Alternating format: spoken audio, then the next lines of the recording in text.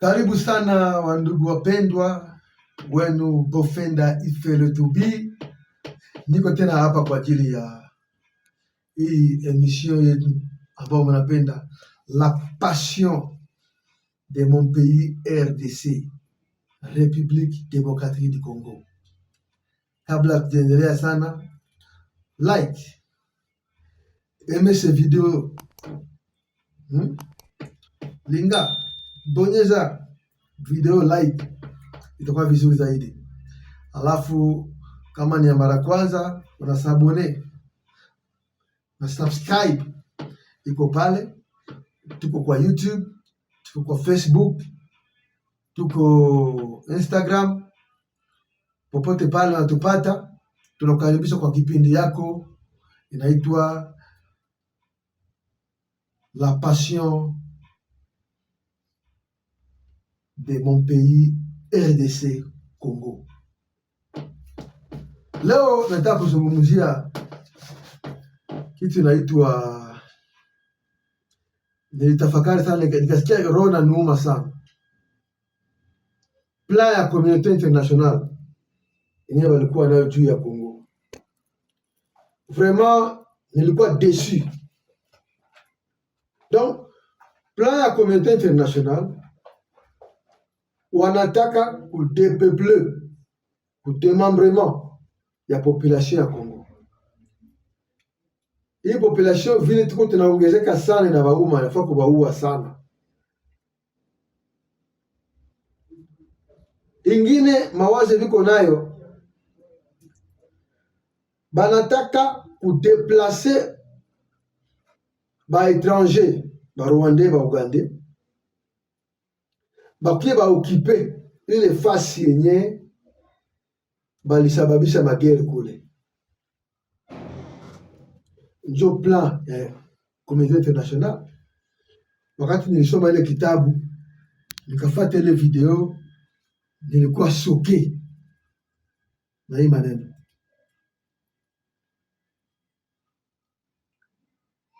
Donc biko na plan diabolique kufanya gisi yote madokima ya armement yetu na kudeplacer kutia ba étranger bakwe mu armée yetu ili kufasilite ile mipango yao yote wanataka. Mais Mungu ni mwema, ile mipango haitafaulu.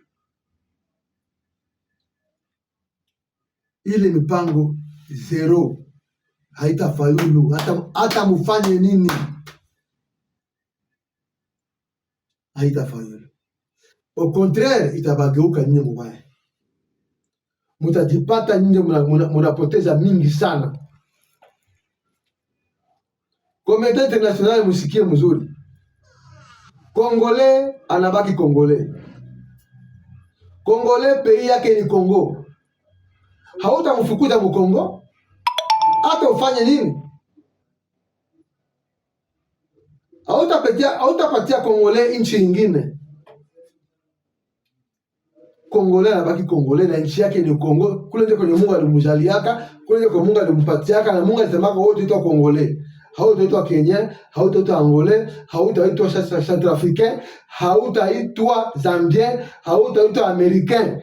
Jina yako Congolais. Uko na kwenu, uko na bulongo yako, uko na kabila yako Congo. C'est tout. Communauté internationale hata mufanye nini, Congolais anabaki Congolais. Na nchi yake ni moja tu, ni Congo. Mimi nashangaa. Nilisoma ile kitabu na nasema donc hii plan ndio yenyewe inafanya bidii, wanaweka bidii kuweka kudestabilize Congo.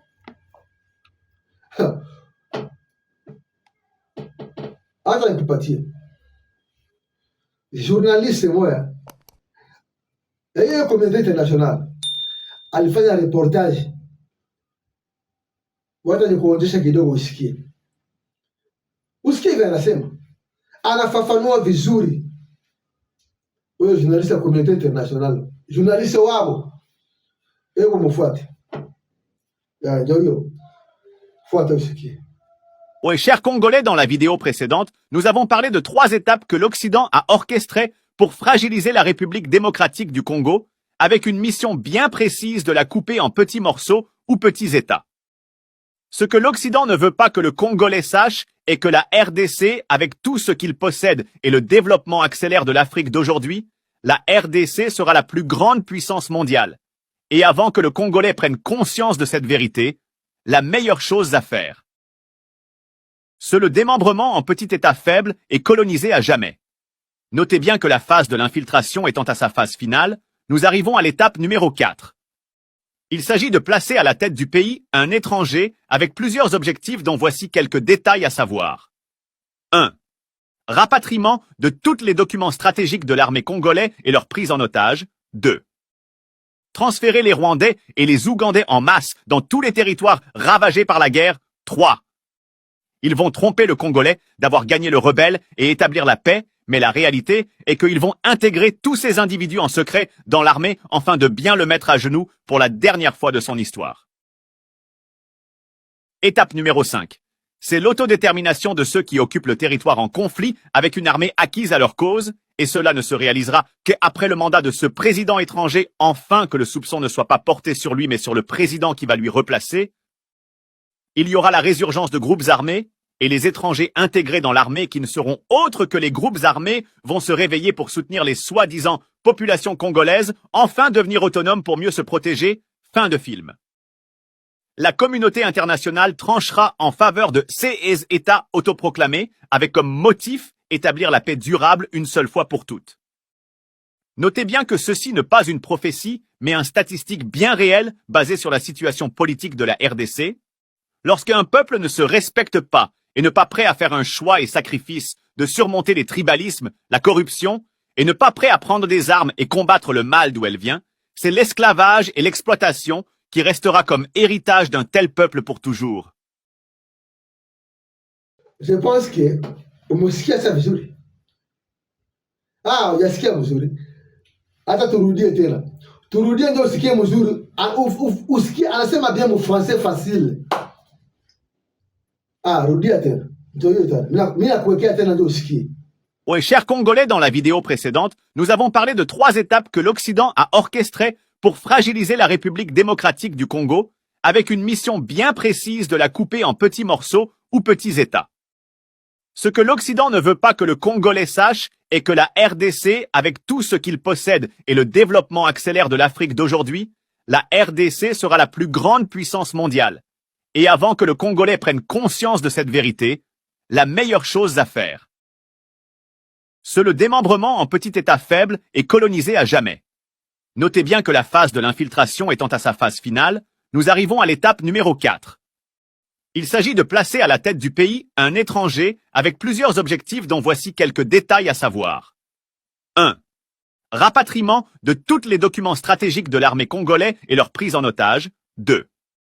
Transférer les Rwandais et les Ougandais en masse dans tous les territoires ravagés par la guerre. 3. Ils vont tromper le Congolais d'avoir gagné le rebelle et établir la paix, mais la réalité est qu'ils vont intégrer tous ces individus en secret dans l'armée afin de bien le mettre à genoux pour la dernière fois de son histoire. Étape numéro 5. C'est l'autodétermination de ceux qui occupent le territoire en conflit avec une armée acquise à leur cause, et cela ne se réalisera qu'après le mandat de ce président étranger, enfin que le soupçon ne soit pas porté sur lui mais sur le président qui va lui replacer. Il y aura la résurgence de groupes armés, et les étrangers intégrés dans l'armée qui ne seront autres que les groupes armés vont se réveiller pour soutenir les soi-disant populations congolaises, enfin devenir autonomes pour mieux se protéger. Fin de film. La communauté internationale tranchera en faveur de ces États autoproclamés avec comme motif établir la paix durable une seule fois pour toutes. Notez bien que ceci n'est pas une prophétie, mais un statistique bien réel basé sur la situation politique de la RDC. Lorsqu'un peuple ne se respecte pas et n'est pas prêt à faire un choix et sacrifice de surmonter les tribalismes, la corruption, et n'est pas prêt à prendre des armes et combattre le mal d'où elle vient, c'est l'esclavage et l'exploitation qui restera comme héritage d'un tel peuple pour toujours.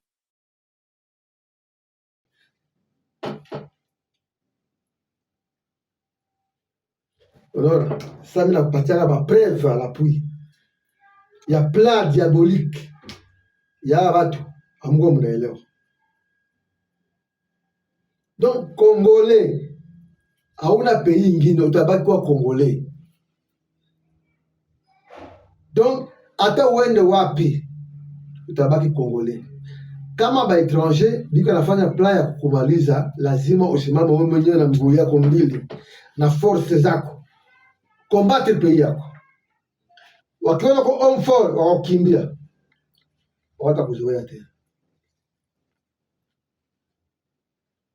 Kuko audio mwa nilifata ile audio ilinichekesha sana. Anaambia hii population yenye hii communauté ndio iko hata tribu yetu ile communauté ilikia kwetu. Yeye kama mtaka kubaki na sisi, amtaka kuishi na sisi, mwele mfanye nchi yenu. Sisi tawakaribisha kwa uzuri, lakini nyinyi mnakamata bunduki mnaanza kutuua. Hebu sikiliza ile audio ya ule ndugu yangu analia sana kule Kongo. Singiuva, mimi nakusalimu. Siamaliza audio yako, mimi naikata kwanza, mimi naanza kujibia kwa mbio mbio. Maneno nyoko nasema iko naniluma sana roho. Kama M23 iko Kongole, saikale saa wengine ba Kongole. Mbona si wengine ba Kongole tuko na ikala? Iko na koroga na gouvernement M23. M23 anapenda bampatie nini? Uniambie kwanza akoro yenyewe iko nayo, anapenda bampatie nini? Kama iko Kongole aikale Kongole. Si wote ba Kongole tukapa tunasufrire, maisha inakuwa nguvu, tunakula kwa shida, tunalala kwa tabu, lakini mbona tusumbue gouvernement? Gouvernement itasinyia akoro na ba Kongole ifanye nabo nini? Maana na sisi twende tusinyie akoro na gouvernement. Si wote ba Mkongo twende sinyie na gouvernement makoro basi. Na ni makoro gani zezi ko secret hazijulikane, wanatafuta nini? Kama ni ba Kongole baikale saa wengine ba Kongole. Banande bana jikala banjifanzia nabo kazi yabo pale. Ba mwishi banjifanzia kazi yabo. Babembe biko pale banjifanzia kazi. Sasa abo batusi wanatafuta nini gouvernement? Abo tunjo watakuwa nasinyaka nabo makoro kila siku. Akoro ya Sun City, akoro ya Lemera, akoro ya Nairobi, akoro ya Rwanda, akoro ya Uganda, akoro ya Kinshasa. Makoro gani yetu kwa nasinyiki kila siku na batusi. Deni gani yetu kwa na communauté tutsi tunjo natafutaka makoro na gouvernement. Mbona babembe watafutaki makoro na gouvernement? Mbona banande watafutaki makoro na ba gouvernement? Mbona bamusha watafutaki makoro na gouvernement? Mbona makabila zote za Kongo bakasaye baluba banane watafutaki makoro na gouvernement? Sasa nyie batusi kama mko ba Kongomali bien sire, sasa mnatafutaka makoro gani na gouvernement? Makoro zenyewe zishaki, mnapenda bafanye nini? Ama nyie peke njo ba Kongole, mnajua nyie njo ba Kongole kupita sie wote? Nyie njo mko ba Kongole kupita sie wote. Mbona kila siku nyie njo mnakamataka silaha, mesi vingine ba Kongole tukamatake silaha? Na kila siku mnachinja watu, mnaua watu. Mko ba ADF nalo, mko ba M23, mko Ngumino, mko Twirganeo, mko ba Violere, mko ba Massacrere, mko ba Volere. Sasa vyote ni nyie tu, mko ba mwizi, mko nani? Sasa nyie problem yenu ni nini?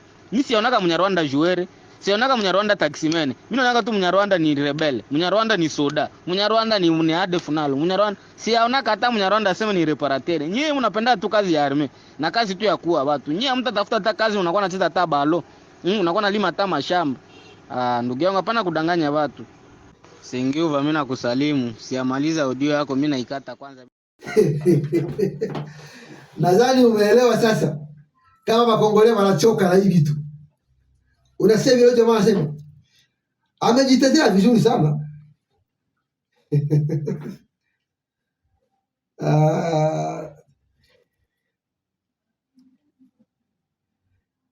Ningependa Bakongole basimame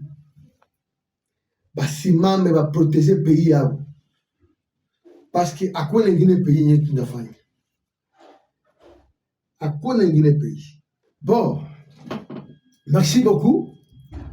Kwa mwisho tubaki kile kitu kimoja, na hakuna adui atatuweza tena. Vraiment nafika mwisho wa kipindi yangu vile natakana. Ukitaka kujua habari zangu sana, nimero ya WhatsApp yangu ni hii iko pale. Ukitaka na information nitumie. Ukitaka kunijua kila kitu uniambie, nitakwambia. Ukitaka, tuko kwa Instagram, tuko kwa YouTube, tuko pale pote pale. Na nimero yangu ya simu ndio hii. Ukitaka kunipigia utanipata hapa. Mungu akubariki sana. Asante.